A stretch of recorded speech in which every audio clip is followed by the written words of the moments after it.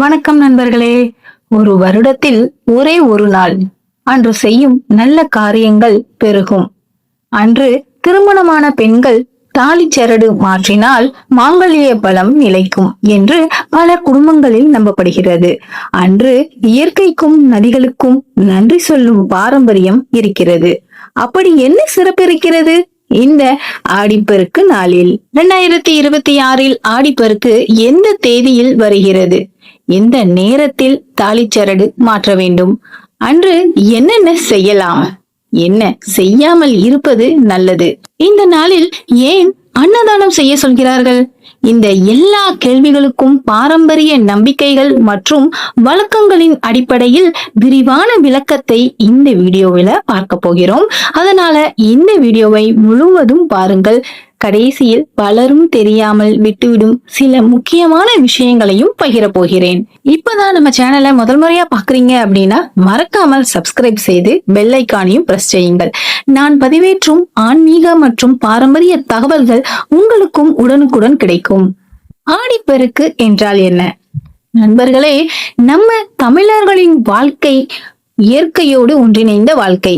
நிலம், நீர், மலை, சூரியன், காற்று இவை எல்லாமே நமக்கு தெய்வமாக மதிக்கப்படுகின்றன. அந்த வகையில் நீருக்கு நன்றி சொல்லும் திருநாள்தான் ஆடிப்பெருக்கு. பெருக்கு என்ற வார்த்தைக்கு வளர்ச்சி, அதிகரிப்பு, செழிப்பு என்ற அர்த்தம். மழை பெய்து ஆறுகள் நிரம்பி ஓடும் காலம் இது. அதனால் விவசாயம் செழிக்கும். விவசாயம் செழித்தால் மக்கள் வாழ்க்கையும் செழிக்கும். இதையெல்லாம் நினைவூட்டுவதற்காகவே நம் முன்னோர்கள் ஆடிப்பெருக்கை ஒரு திருநாளாக கொண்டாடினர். இது வெறும் பண்டிகை அல்ல, இயற்கைக்கு நன்றி சொல்லும் நாள், நீரின் அருமையை உணரும் நாள், வாழ்க்கையில் நல்ல தொடக்கங்களை ஆரம்பிக்க வேண்டும் என்று நினைவூட்டும் நாள். ஏன் ஆடி 18 அன்று கொண்டாடுகிறோம்? ஆடி மாதத்தின் 18ஆம் நாள் மிகவும் மங்களகரமான நாளாக பல குடும்பங்களில் கருதப்படுகிறது. பாரம்பரிய நம்பிக்கையின்படி இந்த நாளில் தொடங்கும் நல்ல செயல்கள் வளர்ச்சி அடையும் என்று கூறப்படுகிறது. அதனால் பலர் இந்த நாளில் புதிய தொழில் தொடங்குகிறார்கள், புதிய கடை திறக்கிறார்கள், சேமிப்பு திட்டங்களை ஆரம்பிக்கிறார்கள், புதிய படிப்பில் சேருகிறார்கள், வீடு கட்டும் பணியை ஆரம்பிக்கிறார்கள், புதிய ஒப்பந்தங்களில் கையெழுத்திடுகிறார்கள். இவை அனைத்தும் வளம் பெருக வேண்டும் என்ற நல்ல எண்ணத்தோடு செய்யப்படும் செயல்களாகும். அது சரி, 2026 ஆடிப்பெருக்கு எப்போது? 2026ஆம் ஆண்டு ஆடிப்பெருக்கு ஆகஸ்ட் 3ஆம் தேதி திங்கட்கிழமை வருகிறது. திங்கட்கிழமை என்பது சிவபெருமானுக்கு உகந்த நாளாக பலர் கருதுவதால் அன்று சிவன், அம்பாள் வழிபாடும் பல இடங்களில் நடைபெறுகிறது. காலை முதலே கோவில்களில் சிறப்பு பூஜைகள் நடைபெறும்.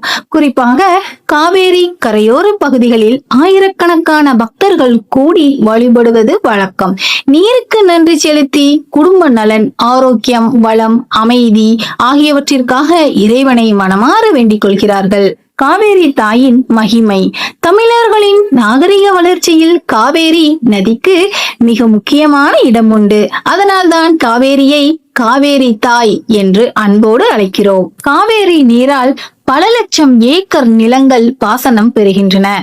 விவசாயம் செழிக்கிறது, உணவு உற்பத்தி அதிகரிக்கிறது. எனவே காவேரி நதிக்கு நன்றி தெரிவிக்கும் ஒரு திருநாளாகவும் ஆடிப்பெருக்கு கொண்டாடப்படுகிறது. இன்று நமக்கு குடிநீர் கிடைப்பதற்கும், விவசாயம் நடைபெறுவதற்கும், இயற்கை வளம் நிலைத்திருப்பதற்கும் நீரே அடிப்படை என்பதை இந்த திருநாள் நினைவூட்டுகிறது. அதனால் இந்த நாளில் இயன்றவரை நீரை வீணாக்காமல் பாதுகாப்போம் என்ற உறுதியையும் எடுத்துக்கொள்வது மிகவும் நல்ல ஒரு பழக்கமாகும். திருமணமான பெண்கள் ஏன் தாலிச்சரடு மாற்றுகிறார்கள்? நண்பர்களே, ஆடிப்பெருக்கு நாளில் அதிகம் பேசப்படும் ஒரு விஷயம் தாலிச்சரடு மாற்றுவது. தமிழகத்தின் பல பகுதிகளில் திருமணமான பெண்கள் இந்த நாளில் புதிய மஞ்சள் கயிறு அல்லது புதிய தாலிச்சரடு அணியும் பாரம்பரியம் உள்ளது. இது கட்டாயமான சடங்கு அல்ல, ஆனால் பல குடும்பங்களில் தலைமுறையாக பின்பற்றப்படும் ஒரு அழகான வழக்கமாக இருந்து வருகிறது. பாரம்பரிய நம்பிக்கையின்படி இந்த நாளில் தாலிச்சரடு மாற்றுவது மாங்கல்ய பலம் நிலைத்திருக்க, தம்பதியரின் ஒற்றுமை அதிகரிக்க, குடும்பத்தில் அமைதி நிலைக்க, வளம் பெருக, கணவரின் நீண்ட ஆயுளுக்காக இறைவனை வேண்டிக் கொள்ளும் ஒரு குறியீட்டு வழிபாடாக கருதப்படுகிறது.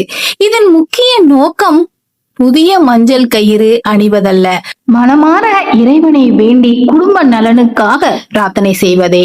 தாலிச்சரடு மாற்றும் முன் என்ன செய்ய வேண்டும்?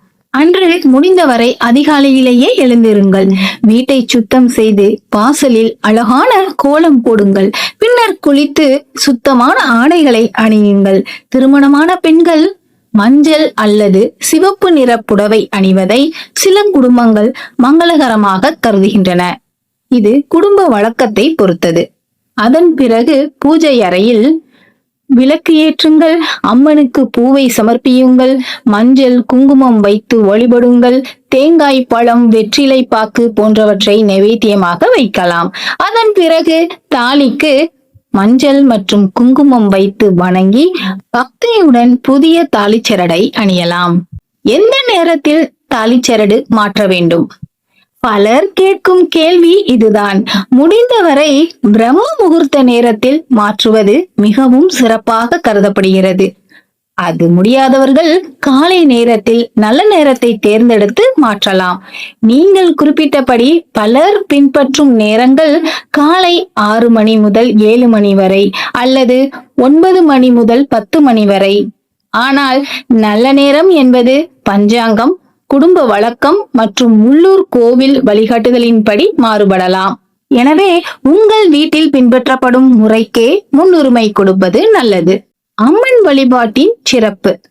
ஆடி மாதம் முழுவதும் சக்தி வழிபாட்டிற்கான மாதமாக கருதப்படுகிறது.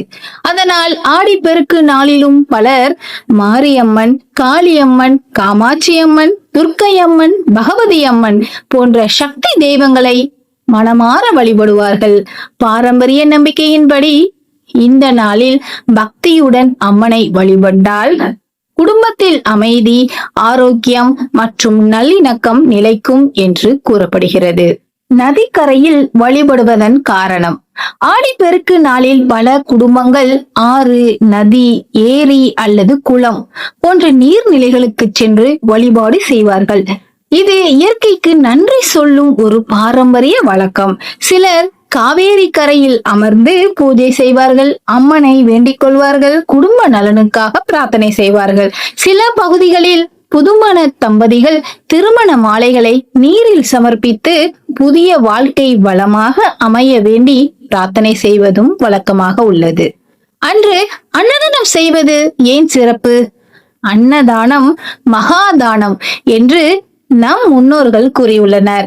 ஆடிப்பெருக்கு நாளில் நம்மால் இயன்ற அளவுக்கு பசியுடன் இருப்பவர்களுக்கு உணவு வழங்கலாம், தண்ணீர் பந்தல் அமைக்கலாம், முதியோர் இல்லம் அல்லது ஆதரவற்றோர் இல்லத்தில் உணவு வழங்கலாம், பறவைகளுக்கு தானியம் வைக்கலாம், பசுக்களுக்கு தீவனம் அளிக்கலாம். இத்தகைய கருணை செயல்கள் சமூக நலனையும் பகிர்ந்து வாழும் மனப்பான்மையையும் வளர்க்கின்றன. குடும்பமாக வழிபடுங்கள்.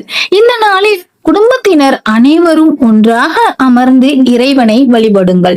வீட்டின் மூத்தவர்களிடம் ஆசீர்வாதம் பெறுங்கள். குழந்தைகளுக்கு இந்த திருநாளின் அர்த்தத்தையும் இயற்கையை மதிக்க வேண்டிய அவசியத்தையும் எடுத்துச் சொல்லுங்கள். ஆடிப்பெருக்கு என்பது வளம் வேண்டுவதற்கான நாள் மட்டுமல்ல, நன்றி உணர்வை வெளிப்படுத்தும் நாளும் ஆகும். அதனால்தான் இந்த திருநாள் இன்று வரை தமிழர்களின் வாழ்வில் தனி இடத்தை பெற்றுள்ளது. ஆடிப்பெருக்கு நாளில் என்னென்ன நல்ல காரியங்களை தொடங்கலாம்?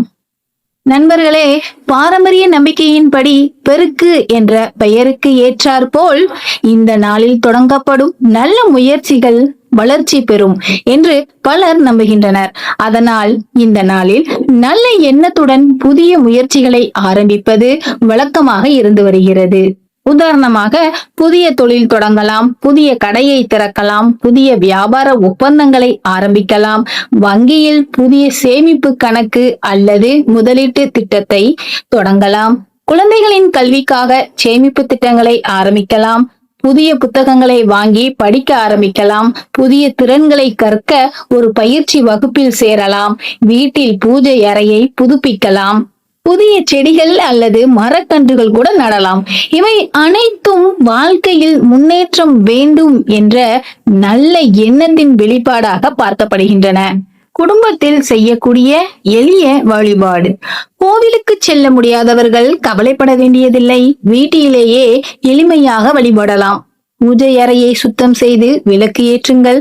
அம்மனுக்கு பூ, பழம், தேங்காய், வெற்றிலைப்பாக்கு, மஞ்சள், குங்குமம் வைத்து வழிபடுங்கள். என்றால் லலிதா சகஸ்கரநாமம், அபிராமி அந்தாதி, கந்தசஷ்டி கவசம் அல்லது உங்களுக்கு பழக்கமான இறை நாமங்களை பக்தியுடன் பாராயணம் செய்யலாம். வழிபாட்டின் முக்கியத்துவம் சடங்கில் அல்ல, பக்தியிலும் மன நிறைவிலும் உள்ளது. அன்று தவிர்க்க வேண்டிய சில விஷயங்கள் என்னவென்றால், பாரம்பரியமாக பல குடும்பங்கள் இந்த நாளில் சில விஷயங்களை தவிர்ப்பார்கள். உதாரணமாக, தேவையில்லாத கோபம், குடும்பத்தில் சண்டை, பிறரை மன வருத்தப்படுத்தும் வார்த்தைகள், வீண் செலவுகள், இயற்கையை மாசுபடுத்தும் செயல்கள், உணவை வீணாக்குதல்.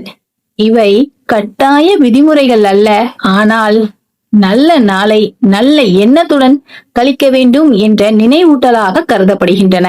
நீரின் அருமையை உணர்வோம். ஆடிப்பெருக்கு நமக்கு இன்னொரு முக்கியமான பாடத்தையும் கற்றுத்தருகிறது. அது என்னவென்றால், நீரை மதிக்க வேண்டும். இன்று உலகின் பல பகுதிகளில் தண்ணீர் பற்றாக்குறை அதிகரித்து வருகிறது. எனவே ஆடிப்பெருக்கு நாளில் நதிகளை வழிபடுவதோடு மட்டுமல்லாமல் தினசரி வாழ்க்கையிலும் நீரை சிக்கனமாக பயன்படுத்துவோம் என்ற உறுதியையும் எடுத்துக்கொள்வோம். அதுவே இந்த திருநாளின் உண்மையான செய்தியாகும். இந்த நாளில் குழந்தைகளுக்கு சொல்லித்தர வேண்டிய விஷயம், நமது குழந்தைகளுக்கு இந்த திருநாளின் உண்மையான அர்த்தத்தை எடுத்துச் சொல்ல வேண்டும். இது வரும் பண்டிகை மட்டுமல்ல, இயற்கையை மதிக்கும் ஒரு திருநாளாகும். நீரை பாதுகாக்க வேண்டும், விவசாயத்தை மதிக்க வேண்டும், உணவை வீணாக்க கூடாது, பிறருடன் பகிர்ந்து வாழ வேண்டும். இவை அனைத்தையும் நம் முன்னோர்கள் இந்த பண்டிகையின் மூலம் கற்றுக் கொடுத்துள்ளனர். ஆடிப்பெருக்கு தரும் அழகான வாழ்க்கை பாடம்.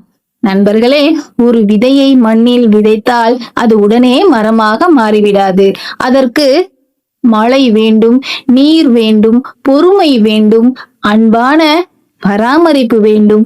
அதே போல நம்முடைய வாழ்க்கையிலும் நல்ல எண்ணங்கள், நல்ல செயல்கள், கடின உழைப்பு, இறை நம்பிக்கை மற்றும் பொறுமை இருந்தால் நிச்சயமாக நல்ல பலன்கள் கிடைக்கும். ஆடிப்பெருக்கு இந்த உண்மையை நமக்கு நினைவூட்டும் ஒரு அழகான தமிழர் திருநாளாகும். இந்த ஆடிப்பெருக்கு உங்கள் வீட்டில் ஆரோக்கியம், மகிழ்ச்சி, அமைதி, ஒற்றுமை மற்றும் வளம் பெருக இறைவனை மனமாற வேண்டிக் கொள்வோம். இயற்கையை நேசிப்போம், நீரை பாதுகாப்போம், நம் பாரம்பரியத்தை மதிப்போம், நல்ல எண்ணங்களுடன் புதிய தொடக்கங்களை ஆரம்பிப்போம். இந்த வீடியோ உங்களுக்கு பயனுள்ளதாக இருந்தால் மறக்காமல் லைக் செய்யுங்கள். உங்கள் நண்பர்கள், உறவினர்கள் மற்றும் குடும்பத்தினருடன் இந்த தகவலை பகிருங்கள். மேலும் இது போன்ற ஆன்மீக, பாரம்பரிய மற்றும் பயனுள்ள தகவல்களை தொடர்ந்து பார்க்க நம்ம சேனலை சப்ஸ்கிரைப் செய்து பெல் ஐகானை அழுத்த மறக்காதீர்கள். உங்களின் ஒவ்வொரு ஆதரவும் எங்களுக்கு மேலும் பல பயனுள்ள வீடியோக்களை உருவாக்க ஊக்கமாக இருக்கிறது. மிக்க நன்றி. வணக்கம்.